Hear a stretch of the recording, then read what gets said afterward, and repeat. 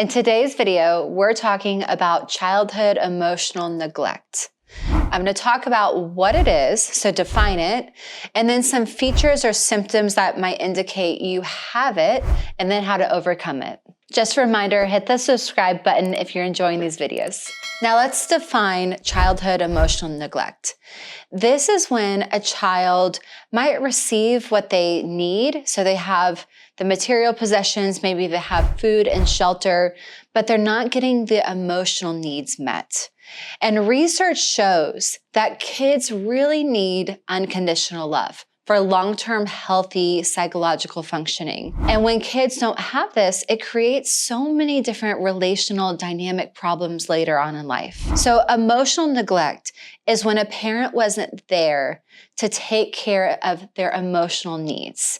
Maybe the parent neglected the needs, maybe they avoided them, maybe they ignored them, maybe they did abusive, hurtful things towards the child when they were experiencing emotions. In any case, the child grows up believing that their needs don't matter. And so any rejection of the emotional side of a child's needs is what I'm talking about when I talk about the emotional neglect. And this can be really, really damaging because a lot of times I'll sit in session with someone and they'll say, I had a good childhood. I didn't have abuse. My parents stayed together. And so the overt trauma wasn't really there, but they know that something's missing inside. And when I dig and prompt and probe a little bit more, sometimes we realize, their emotional needs were never taken care of. And this can be for so many reasons. Sometimes, if you had a single parent, they were exhausted. Maybe they weren't even taking care of their own emotional needs, much less their child. So they might have been busy. Just because you had emotional neglect early on doesn't mean your parents were bad. It might mean they were busy. Maybe they didn't have the capacity. Because of this, you might have a couple symptoms or signs that come up that are hurting you now. So some signs that you may have suffered from childhood emotional neglect is that you're currently a people pleaser.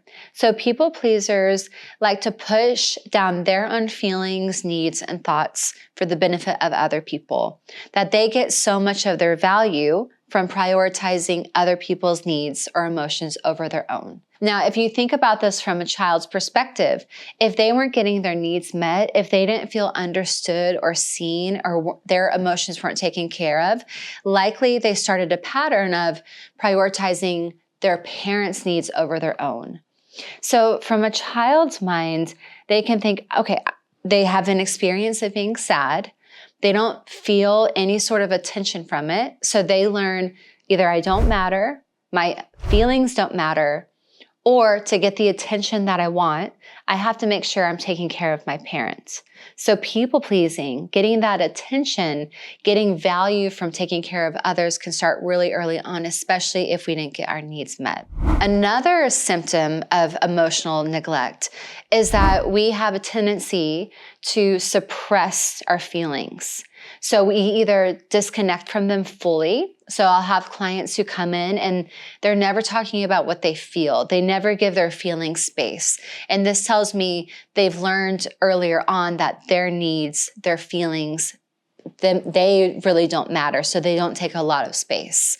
And so a complete avoidance of feelings, not prioritizing their own feelings. And then how this comes out in romantic relationships is they tend to find people who they start to people please, they start to caretake, and they're not really voicing what they want in the relationship.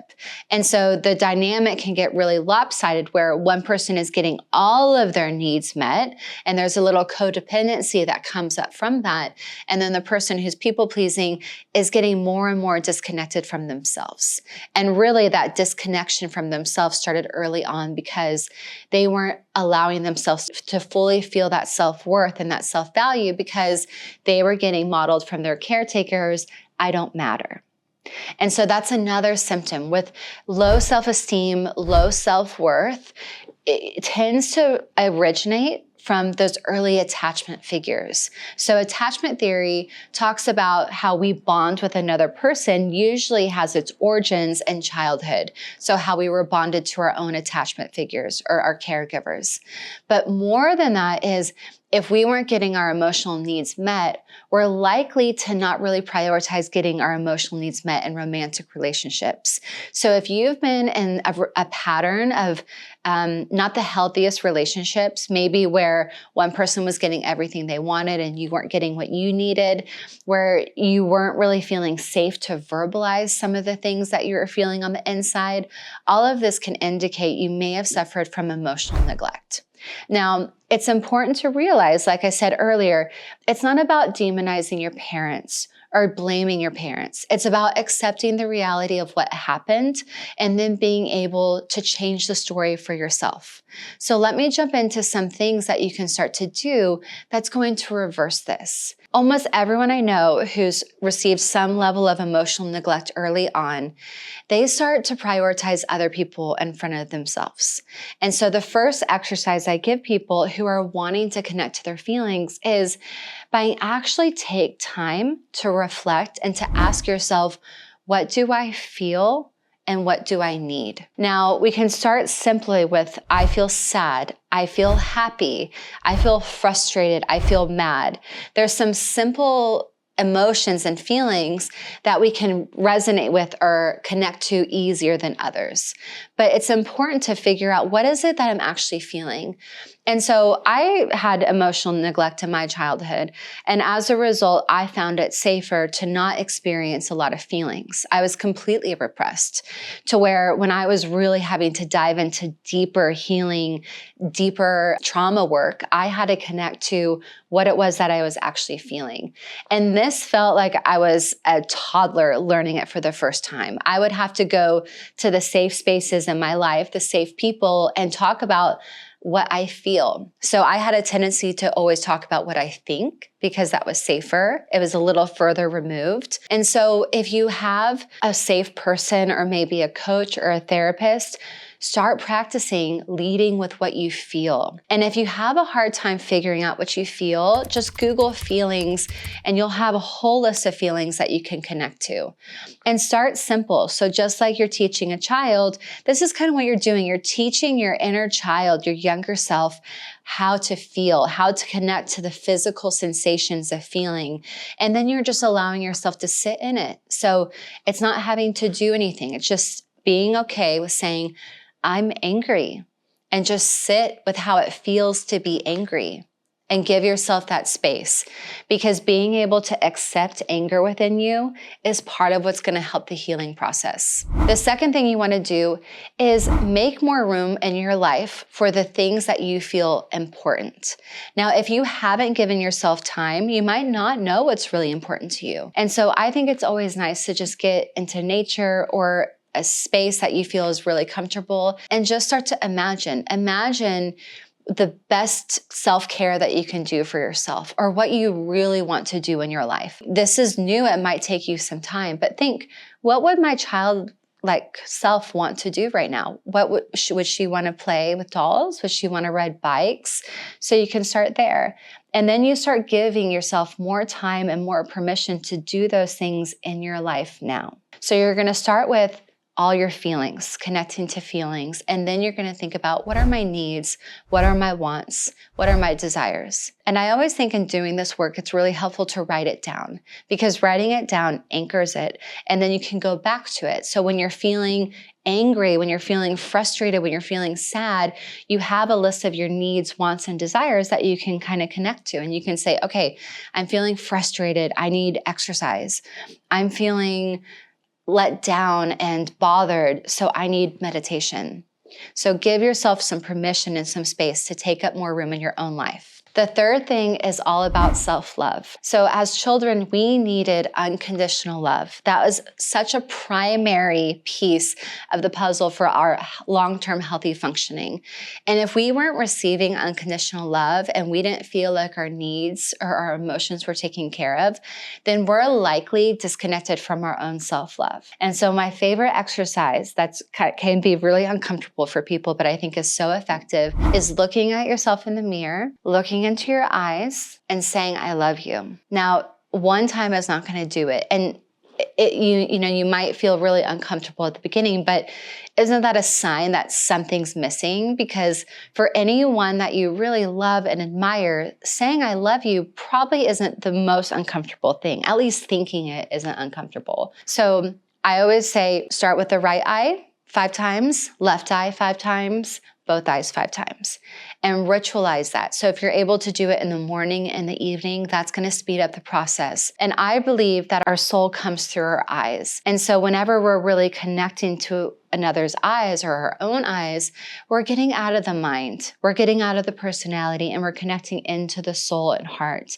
And when you're really sitting in that place, you might notice that this exercise can go so much further. The 4th thing to overcome emotional neglect is to heal the trauma. And so trauma isn't what happened to you.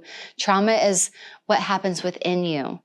And acknowledging the pain, side effects and the symptoms and some of the patterns from emotional neglect early on can be such a helpful process and like making meaning from it. So for me, I experienced that. And when I acknowledged, okay, my parents were doing the best they could.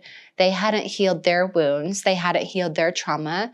And so everything that they were doing for me was going to be slightly distorted. So I wasn't blaming anyone, but I thought it's up to me to feel self-worth. It's up to me to take care of myself, and it's up to me to really love myself. And that felt empowering. That felt like I had power and agency over my life. And so my healing process looked like really connecting to the meaning of what that experience gave. And I think I'm the therapist and the spiritual guide and teacher I am because I have so much empathy for when we didn't get those initial needs met, because I understood how lonely and isolating and painful those experiences can be. And then I've firsthand experienced being able to heal all those wounds so you fully love yourself. So self-care is not a hard exercise. I can fully look into my eyes and say, I love you, and I feel that on such a deep level. So that's the way that I've made meaning from it. I've taken hurt and pain, and I've alchemized it to make meaning so I can help other people. And now that's my story. And you don't have to be a therapist to be able to do it. I know so many of my clients who have just been able to be better parents as a result of healing this work, or they've been able to be better employers or friends or colleagues. They've been able to serve strangers in a higher way. And so use your imagination for what meaning can I make from this? How can I use my experience and be able to help more people from it? And in my experience, that's one of the most profound ways that we can heal, is when we take a painful, hurtful experience, we bring it into our heart, and we can redirect it and make meaning to help ourselves and another person. So that's emotional neglect in childhood. It can spawn so many bad habits and patterns because we're really not taking up enough room in our life. We're playing small. And just because this is what we experienced early on doesn't mean you can't change it. And so I hope you take some of this, connect into your heart, practice self-care, self-love, self-acceptance, and feel what it's like to create more space for yourself in your life, because you did deserve unconditional love. And if you didn't get it then start to give it to yourself now. Thanks for watching. I'll see you next time.